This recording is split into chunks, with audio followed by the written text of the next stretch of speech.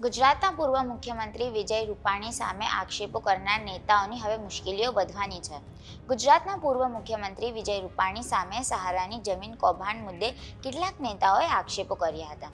ત્યારે હવે આક્ષેપો કરનાર કોંગ્રેસ પક્ષના નેતા સુખરામ રાઠવા, ધારાસભ્ય શૈલેષ પરમાર તેમજ કોંગ્રેસમાંથી પક્ષપલટો કરીને ભાજપમાં ગયેલા CJ ચાવડા સામે કોર્ટે વોરંટ કાઢ્યું છે.